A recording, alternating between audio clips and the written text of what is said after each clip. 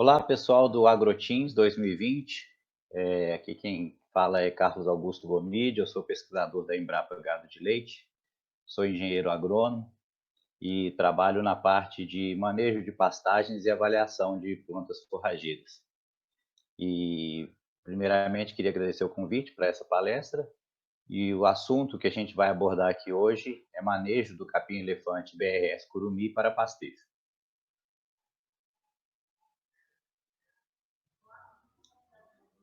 Bom, nossa apresentação ela vai ser dividida em três tópicos, para a gente poder ter uma ideia melhor do que a gente vai abordar. Eu vou fazer uma pequena introdução, mostrando a importância da intensificação, a preocupação com o custo de produção e também apresentar já algumas características da cultivar BRS Curumi. Depois a gente vai apresentar alguns trabalhos que foram desenvolvidos, tentando desenvolver o manejo dessa cultivar, falar um pouquinho da importância da adubação e do pastejo rotacionado nessa cultivar. E por último, a gente vai falar dos resultados que a gente tem conseguido com produção animal em pastagens de curumi, falar um pouquinho do valor nutritivo da forragem, a taxa de lotação em pastagens de curumi e também um pouco da produção de leite que a gente tem conseguido nessa cultivar. Bom, pois bem, como introdução, eu gostaria de contextualizar um pouco, falando um pouco dos desafios do produtor de leite. Aqui a gente poderia até dizer que é do pecuarista de modo geral, porque o produtor de carne também enfrenta problemas parecidos, mas a gente poderia apontar que, principalmente, que o preço do leite não é função dos custos de produção. Na realidade, o custo de produção é que tem que ser função do preço do leite. Então, o produtor precisa ter um controle bastante efetivo do seu custo de produção para que ele possa ter lucro na atividade. Com relação a isso, né, é comum a gente deparar com publicações, com notícias como essa, por exemplo, que está no Centro de Inteligência do Leite, alta no preço do milho e soja, piora a rentabilidade do produtor de leite, boletins do CPEA, por exemplo, colocando 2020 se inicia com alta nos custos de produção, e agora até mais recentemente, o boletim de abril do ICP Leite registra alta de 1,23 e principalmente com o custo da alimentação concentrada, né, pressionando o custo de produção do produtor de leite. Então, essa questão de custo, principalmente com a alimentação, é um dos principais fatores que a gente tem que ter em mente e estar cuidando muito proximamente para poder ter sucesso na atividade pecuária, principalmente na pecuária de leite. Com relação a esses desafios, né, a gente vê essa variação de preço pago ao produtor, isso todo ano é assim, aqui a gente tem um gráfico que mostra 2017, 2018, 2019 e o início de 2020, essa oscilação sazonal no preço do leite, todo ano é assim, em 2020 a gente até começou com o preço um pouco acima dos outros anos, né? Mas já com a tendência de equiparar com 2019, e agora, recentemente, eu estava assistindo uma live, especialistas falando até de algumas indústrias já retirando 5 centavos de pagamento ao produtor em plena pandemia. Então, o produtor precisa lidar com essa variação no preço pago do seu produto, que é o leite. Uma outra questão que impacta muito o produtor é a questão do preço pago por volume, que a gente observa aqui nesse gráfico, uma variação no preço pago para produtores, pequenos produtores, abaixo de 200 litros por dia, valores um pouco melhores com produtores intermediários de 200 a 2.000 litros e grandes produtores, ou acima de 2.000 litros, recebendo aí, no caso aqui, esses dados de dezembro de 2019, recebendo 1,47. Então, além da variação sazonal, uma variação no preço pago pelo volume de leite. Bom, isso nos aponta, então, um cenário que a gente precisa controlar custo e, ao mesmo tempo, ter uma produção, um volume de produção interessante. E com relação a custo, vocês me desculpem aqui, isso é capa de um livro na Irlanda. Muitos sabem que a Irlanda é um dos principais países da Europa em que prezam pela produção de leite a pasto. E aqui é só uma capa de um livro mostrando, né? O título é Construindo uma pecuária de leite resiliente, brilhante e internacionalmente competitiva na Irlanda. E o que essa capa nos mostra? Ela nos mostra que sistemas de baixo custo comparativamente a sistemas de mais alto custo. E segundo esses autores, e várias literaturas mostram isso, na medida que a gente tem alta porcentagem de pastagem ou das vacas se alimentando a pasto, a gente diminui os custos de produção e, do outro lado, sistemas em que a participação da pastagem na dieta das vacas diminui, chegando a 10% ou até 0%, e os custos de produção são altos. Sem aqui querer fazer juízo de valor, a gente vai adotar um ou outro sistema, mas aqueles produtores que trabalham a pasto é uma forma da gente reduzir o custo de produção. Então, buscando reduzir o custo, a gente vai pensar em sistemas de produção de leite a pastos, ao mesmo tempo intensivos, para a gente ter volume de produção, poder ter rentabilidade. Para isso, a gente vai pensar em gramíneas produtivas e de alto valor nutritivo, preferencialmente, e também buscando uma facilidade de manejo. Então, gramíneas que tenham, sejam fáceis de manejar, que nos permitam ter autoprodução por área, mas ao mesmo tempo nos demandem pouca necessidade de roçada, por exemplo, que é uma coisa que a gente vai abordar mais na frente. Uma outra perspectiva que aparece para esses sistemas, e a Irlanda já começa a explorar isso, é a questão de um diferencial de mercado. No caso agora, que é o dia 8 de maio, já saiu no Milkpoint, selo de produção totalmente a pasto será lançado na Irlanda. Então, uma perspectiva de explorar esse mercado, que é um mercado diferenciado. Nos Estados Unidos também já existe um pagamento diferenciado para leite produzido a pasto. Em outros países da Europa também já começa a surgir, mas a Irlanda sai na frente aí, aproveitando uma característica da sua pecuária de leite. Bom, muito bem. Se a gente vai pensar em produção a pasto, a gente precisa entender, então, como é que esse sistema se dá. A gente está querendo, no final das contas, a produção de leite por área, né? Produzir muito leite na fazenda, ou leite ou carne, no nosso caso aqui a gente vai focar em leite.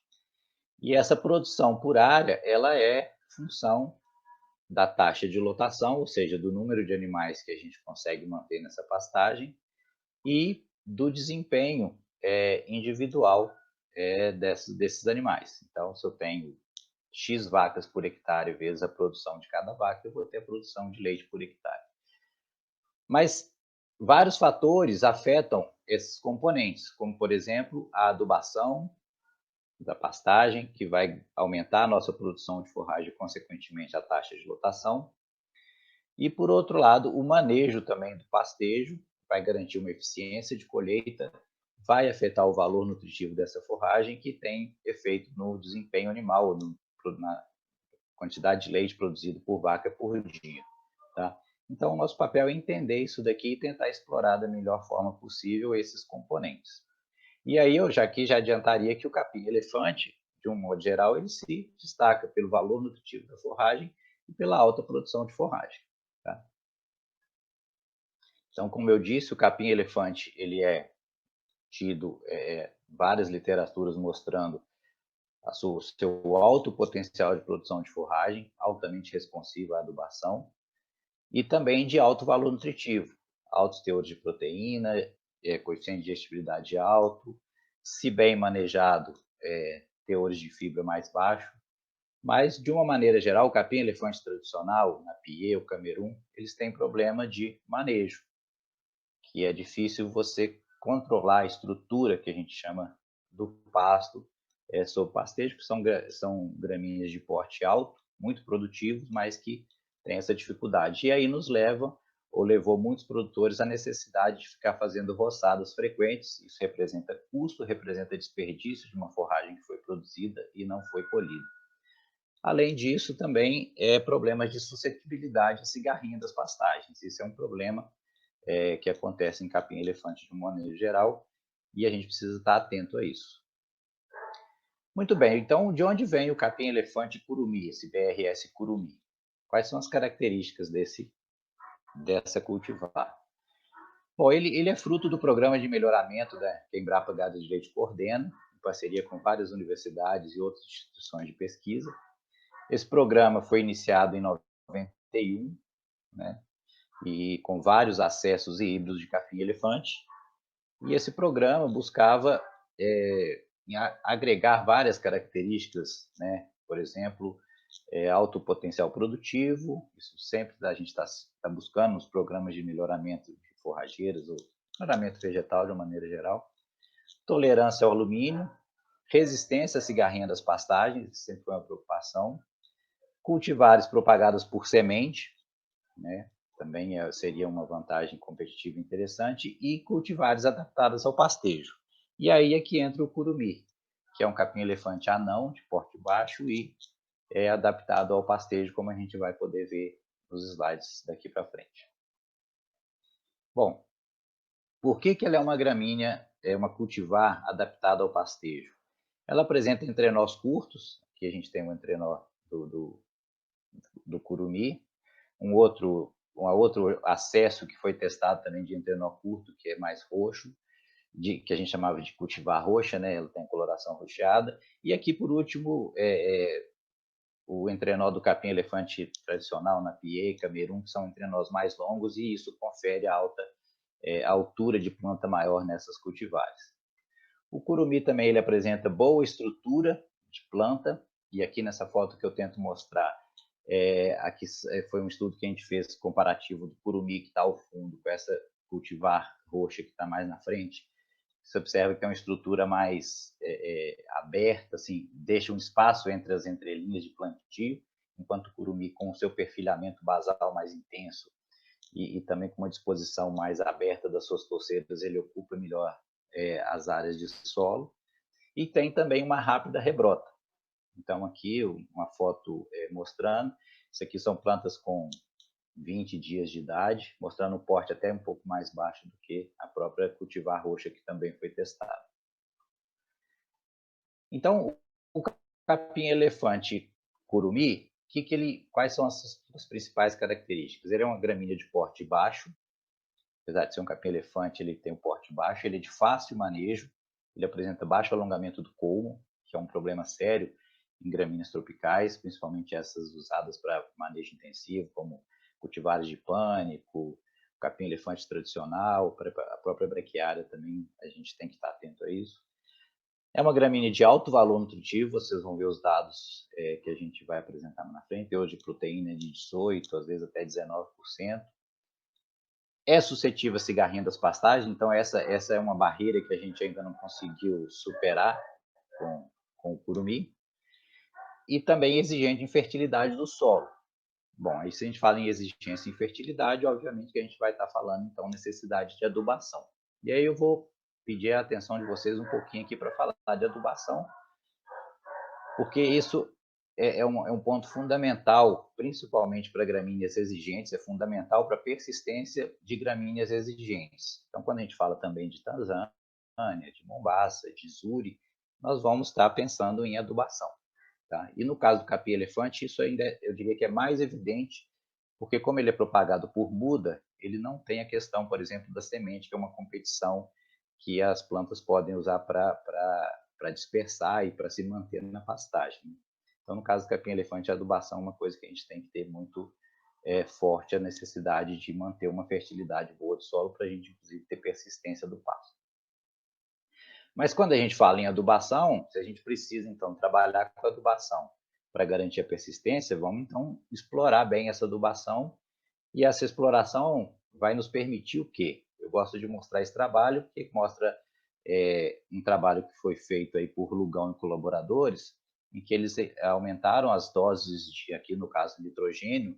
Quando a gente fala em adubação, eu estou falando de fósforo, potássio, correção de solo, mas também o nitrogênio. E aí, quando a gente entra com o nitrogênio, o que a gente observa?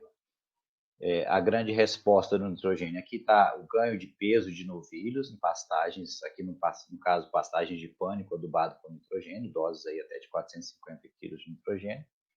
O ganho de peso se mantendo mais ou menos estável. A capacidade de suporte, aí sim, a gente, no caso aqui, saiu de 2,2 chegando até 7,7 UA por hectare. e em função do aumento na capacidade de suporte, a gente tem um aumento na produção por área, né, chegando aqui perto de 2.000 quilos de ganho de peso por hectare.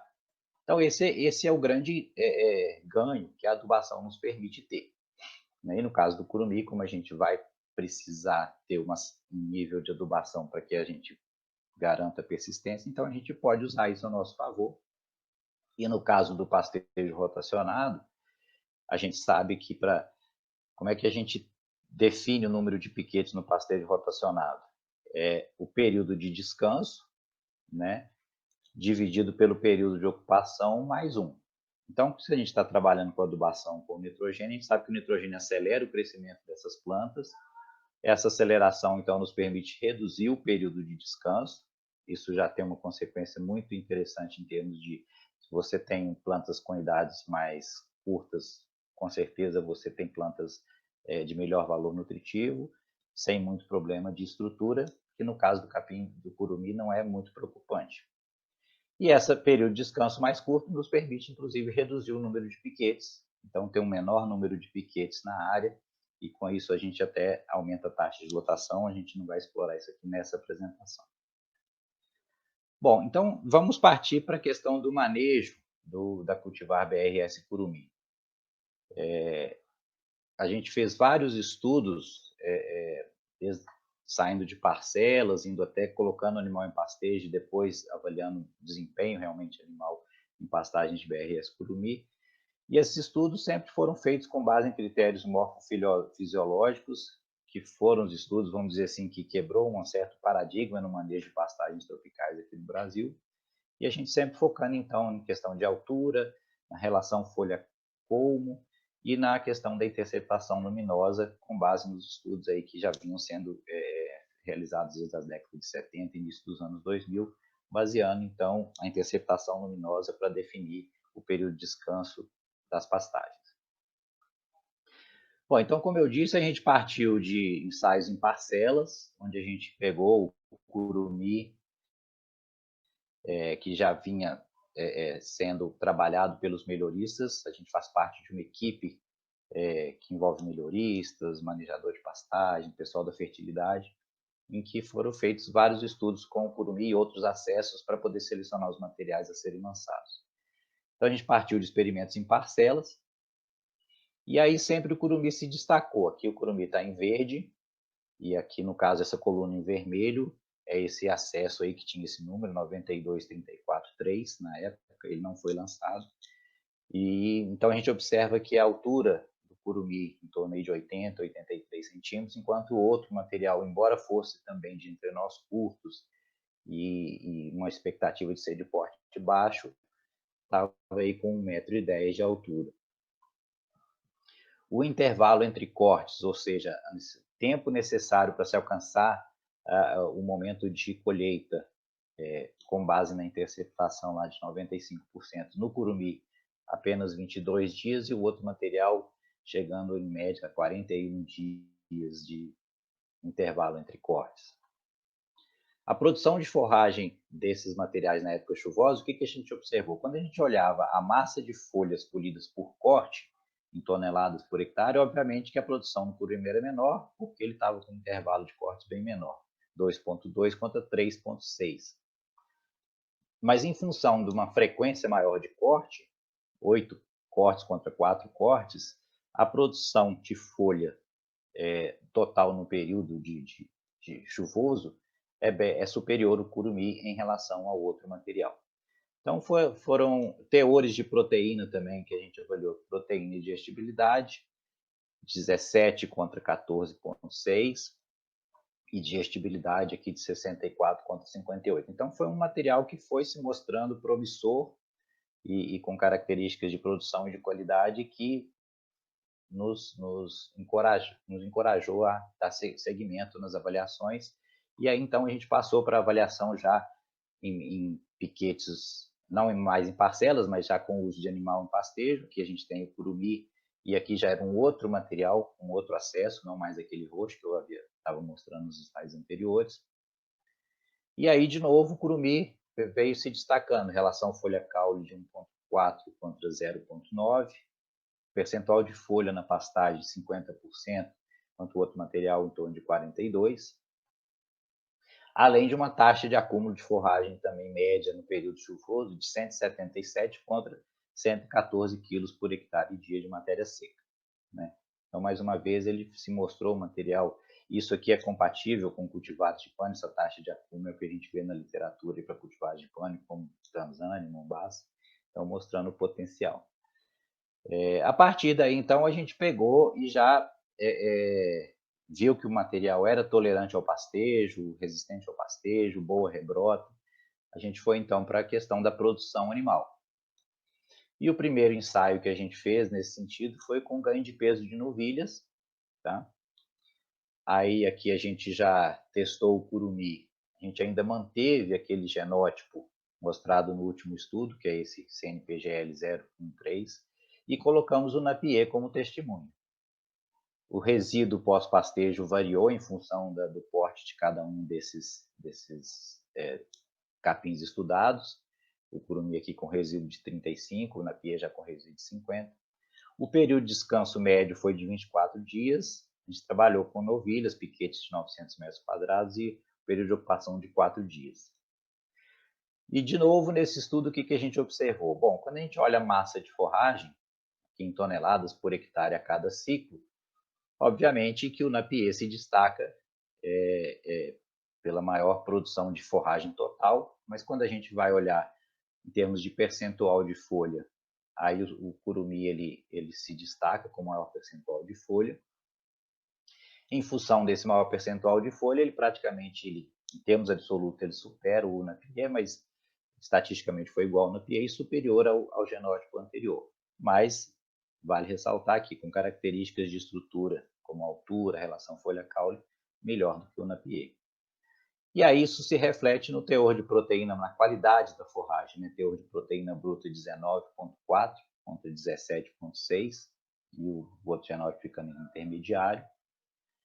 Digestibilidade também bastante alta, 70% para o curumi, 67% para o Napier. Como eu disse, capim-elefante, de um modo geral, é de bom valor nutritivo, alta digestibilidade, isso está mostrado aqui para o Napier, mas o curumi ainda assim se destacando. Em termos de dados ou técnicos, né, vamos dizer assim, taxa de lotação do curumi 4,3, se igualando ao Napier, né? O ganho de peso não foi diferente para as cultivares, embora em termos absolutos o curumi tenha obtido maior valor aqui. E o ganho por área, né, o ganho quilos de ganho de peso por hectare, 787 no curumi, superior ao genótipo 0,13 e estatisticamente igual ao Napier, mas aqui são 75 quilos a mais, né, de ganho de peso por hectare em favor do curumi, embora estatisticamente ele tenha sido igual ao Napier. Bom, muito bem. Então, por último, a gente chegou na produção de leite, né? Faltava em Embrapa Gado de Leite ter um estudo com produção de leite em pastagens de curumi. E nesse estudo a gente conseguiu o período de descanso também na época chuvosa aí de 18 dias, vacas mestiças, né, holandês e cebu. O período de ocupação aqui já foi de 2 dias, manejo um pouco mais intensivo. E aí, com base naqueles estudos mostrando toda essa questão de alto teor de proteína do curumi, alta digestibilidade, e baseado na afirmação, né, de Danés e colaboradores 2013, que fala da necessidade da suplementação energética em sistemas de pastejo intensivo de pastagens tropicais, buscando o quê? Buscando um balanço entre proteína e energia, o que nos permitiria, então, uma produção aí de até 10 quilos de leite por vaca dia, com animais basicamente a pasto e recebendo algum suplemento energético.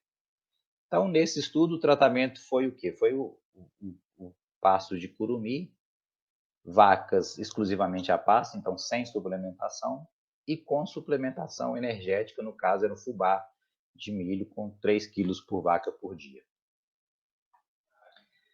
Bom, aqui só uma ideia da composição do pasto, isso aqui é a média dos dois tratamentos, aqui de novo ressaltando a alta percentagem de folha presente na pastagem de curumi, relativamente a outros cultivares, baixa participação de colmo, e nesse tipo de manejo, realmente uma baixa participação de material morto, ou seja, baixa perda de forragem por senescência. Em termos de produção de leite, o que a gente observou é que vacas sem a suplementação produziram em média 11,5 kg, e com a suplementação essa produção foi para 15,5 litros por vaca dia. Considerando aí uma taxa de lotação que foi conseguida de 9 UA por hectare, que daria algo em torno de 7,5 vacas por hectare, nós estamos falando aí em 121 quilos de leite por hectare dia, que é uma produção de leite bastante interessante quando a gente está pensando em vacas a pasto, recebendo apenas fubá, 3 quilos de fubá por animal por dia. Além disso, uma outra coisa que foi testada, foi avaliada nesse estudo, é a questão do nitrogênio ureico no leite, e a gente observou uma redução de 30% no nitrogênio ureico do leite de vacas recebendo a suplementação energética. Então, indicando aí uma maior eficiência da utilização do nitrogênio e reduzindo a perda de nitrogênio nesses animais que estão recebendo suplementação energética.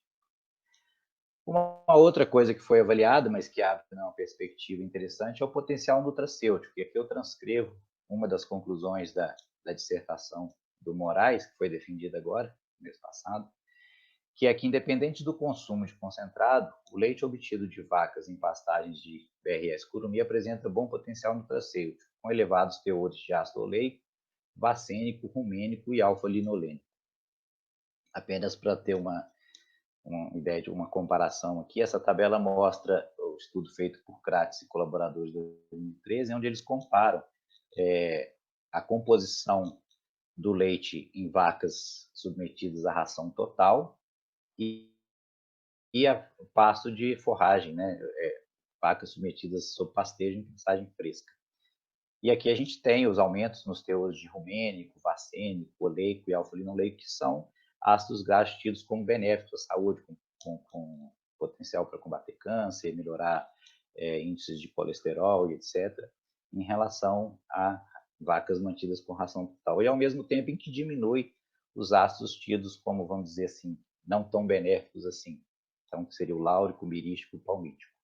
E quando a gente olha o que foi obtido nesse trabalho de Moraes, a gente observa, na média, né, dos tratamentos do Curumim, ele se aproxima, por exemplo, rumênico, mais próximo daqui do que a gente tem. Esse trabalho, vale ressaltar que ele é baseado em pastagens temperadas, então, realmente, pastos de alta qualidade, e a gente vê que o Curumim ele se aproxima desses valores de pastagens temperadas de alta qualidade. O oleico, por exemplo, igualando o valor de oleico, e a redução também, ou valores também mais baixos, desses três, o láurico, o mirístico e o palmítico. Bom, em linhas gerais, era isso que eu queria comentar com vocês, para ressaltar a importância ou os benefícios que a gente pode ter na exploração da cultivar. E como mensagem final, eu gostaria de trazer aqui o capim-elefante curumim. É um capim de boa adaptação ao pastejo, então ele é resistente ao pisoteio. No sul ele tem ido muito bem, até com uma certa tolerância ao frio. É de fácil manejo, então essa questão dele ser de porte baixo, ele realmente facilita muito o manejo dele, mesmo que você, porque, por exemplo, cultivares de pânico, por exemplo, Mombasa, Tanzânia, eles são altamente produtivos, mas se você, por exemplo, perder 5 dias, uma semana, você vai ter problema em termos de altura da planta, talvez vai ter que fazer alguma roçada no resíduo que vai ficar, não vai conseguir rebaixar com o pastejo. E no curumim, você, uma semana, até eu diria que até 10 dias de atraso no início do pastejo não vai ser problema em termos de conseguir manejar essa cultivar no pastejo rotativo. Em termos de orientação no pastejo rotacionado, a recomendação é altura de entrada com 80 centímetros, e resíduo em torno de 40 centímetros para mudança dos animais de piquete. É uma cultivar que tem alto valor nutritivo da sua forragem, a gente viu isso pelos teores de proteína, os coeficientes de digestibilidade, baixos teores de fibra. Ele é propagado por muda, então isso pode ser um problema, na medida em que isso aumenta o custo de estabelecimento, mas, por outro lado, em termos de rapidez no estabelecimento, a gente sabe que pastagens implantadas por mudas, elas se estabelecem mais rapidamente do que aquelas implantadas por semente. Então, é uma gramínea de alto potencial de produção de leite a pasto a baixo custo, mostrando aí para vacas em torno de 15 a 19 litros por dia, talvez a gente vai precisar apenas de uma suplementação energética e não de uma ração concentrada com 18, 20% de proteína. E vale ressaltar que ela é suscetível à cigarrinha das pastagens. Então, em regiões onde cigarrinha é um problema, a gente recomenda um pouco de cautela no uso da cultivar, embora com esse manejo mais intensivo, com a adubação, a planta está mais, vamos dizer assim, mais resistente a enfrentar essa praga. E também hoje em dia a gente já dispõe de certos tratamentos, até mesmo químicos, a gente tem aí a possibilidade de uso do metarrísio, e hoje também alguns inseticidas químicos já começam a aparecer no mercado e, de repente, pode ser possível e interessante o seu uso para combater um eventual ataque de cigarrinha em pastagens de curumim. Bom, eu agradeço a atenção de vocês, é um prazer poder estar contribuindo aí com esse evento. Aqui está o nosso contato, né, o e-mail, o saque da Embrapa e também o telefone nosso aqui na Embrapa Gado Leite e eventuais dúvidas ou se a gente puder ser útil de alguma forma. Para finalizar, eu gostaria apenas de lembrar, eu abordei aqui muito a parte do manejo em si, né? Mas para quem tiver interesse, a gente publicou um comunicado técnico com informações sobre o BRS Curumim, e lá a gente fala do plantio, do preparo do solo, uma série de outras questões que não foram abordadas aqui nessa apresentação. Então, mais uma vez, eu agradeço e aqui a gente encerra a nossa apresentação. Muito obrigado.